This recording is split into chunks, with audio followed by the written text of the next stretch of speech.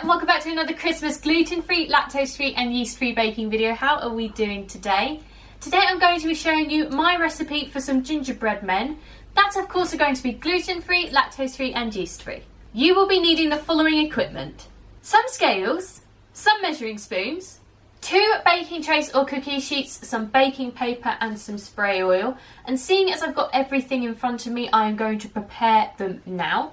So the first thing I'm going to do is roll out my baking paper to the size of my cookie sheet. You can do this with scissors, this next bit. Personally, I don't mind just eyeballing it. Then using my spray oil, I'm just going to give this a quick spritz, because this helps keep the baking paper stuck down while I finish making the dough. Well, the gingerbread. Move you down a bit. There we are. So now repeat this with your other baking tray or cookie sheet and then place these off to the side until we're ready to bake. A wooden spoon or an electric hand whisk or a stand mixer. But of course, if you are not going to be using a stand mixer, you will of course need a large mixing bowl. A spatula, a rolling pin, a gingerbread man or gingerbread woman cookie cutter. I have gone for quite a small one, but you can pick whatever size you like. And a cooling rack. You will also be needing the following ingredients: 57 grams of butter softened, I like to use lacto-free butter, 57 grams of dark brown sugar, 43 grams of golden syrup, half a teaspoon of vanilla extract, half a medium-sized egg beaten. There is a link in the description of a video showing you how to do this. 1 tablespoon of ground ginger, 2 tablespoons of ground cinnamon, half a teaspoon of mixed spice, half a teaspoon of salt, and 232 grams of gluten-free self-raising flour, plus extra for rolling. So, let's go! First things first, measure out and prepare all of your ingredients so that they're completely ready for you to use, and then preheat your oven to 180 degrees C on a conventional oven, 160 degrees C on a fan oven, or gas mark 4. So now that we've done all that nasty prep work, it is now time to begin actually making our gingerbread men. So for this we will be needing our wooden spoon or electric hand whisk or our stand mixer, or if you're not using a stand mixer, our large mixing bowl, our spatula and all of our ingredients. So the first thing I'm going to do is add all of my butter to my stand mixer, followed by my dark brown sugar,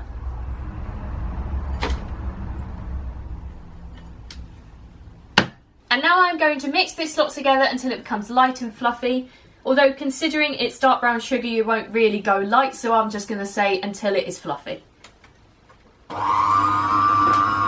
So now that that is all done, I'm going to add in all of my golden syrup.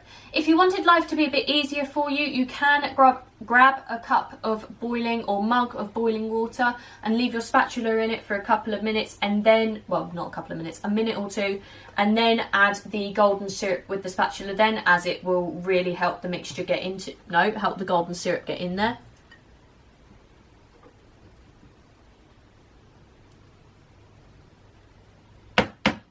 And I'm also going to add in my vanilla extract. And now I'm going to mix this lot together until everything is well combined. So now that that lot is all done, I'm now going to add in my egg.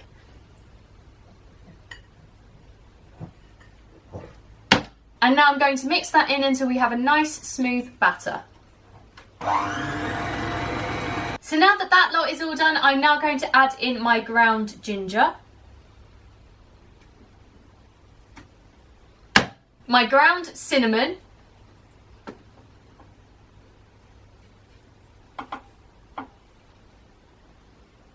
my mixed spice, and my salt. And now I'm going to mix this lot together until everything is well combined. And now we're going to add the final ingredient, which is all of the flour.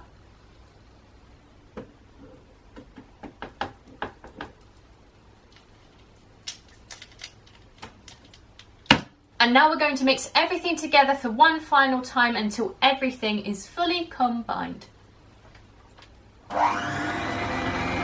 So now that this lot is done, you will notice that by adding all the flour in, as opposed to doing it one at a time, it does go a bit like nuggets of dough, or it becomes very, very like sandy. But trust me, when either you put the pressure and the heat of your hands on the dough to bring it together, or you use your spatula to do so, it will come together and become a dough. So let's just get you lot off the whiskey parts. And oh, there's a big bit.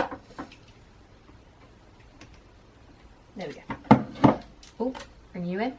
And then either, as I say, using your spatula or your hands, you can bring this together to form your dough ball. So that's the spatula work done. So see? Lovely dough ball. So now that that is all done, I will now be needing my prepared cookie sheets or baking trays, my rolling pin, my gingerbread man cutter, and my extra flour for rolling. So now the first thing I'm going to do is add my flour to my surface. You can of course do it on the surface. I'm doing it on a chopping board for convenience. Oh dear. Just spread you out. And then I'm also going to flour my rolling pin as well. Spread that out on here again. And now I'm going to place all of my dough, once I get it all, onto my floured surface. That bit. There we go. So now I'm going to roll this out until it equals 1/4 of an inch thick.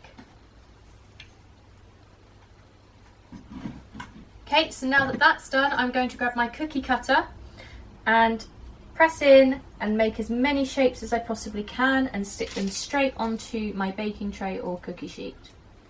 You want to spread them out a little bit because obviously they may spread, leave you there. They may spread in the oven when they bake. So leave them about, half an inch apart. Oh, you're just staying there. Okay, fine. So now repeat this process with the rest of your dough and I will see you after that. So now that our gingerbread men are ready, we are now going to place them into our preheated oven for 7 to 9 minutes. I know when mine are done by lightly pressing down on them, obviously not in the oven because that would be unsafe, but while they're still baking, and if there is the tiniest give to them, I then know they've finished baking. So after that time, we are also going to grab our cooling rack, place our cookies onto the cooling rack, still on their baking tray or cookie sheet, to cool for 10 minutes. And then after that time, we are then going to take our cookies off of their cookie sheet or baking tray, placing them back onto the cooling rack to cool completely. And that is it. I hope you have enjoyed this video. Don't forget to check out all the links in the description, as I love them all and wouldn't put them there if I didn't, including the recipe for these lovely gingerbread and the links to all of the flour and equipment you will need for this recipe. If you do make these at home, don't forget to tag me on Instagram and use the hashtag bakingwithvickiie so that I can see all of your lovely creations. Let me know in the comments below of anything else you'd like to see me make, gluten, lactose or yeast free, as I do them all. And finally, don't forget to like, leave a nice comment and subscribe if you want to see more, and I will see you next time. Bye!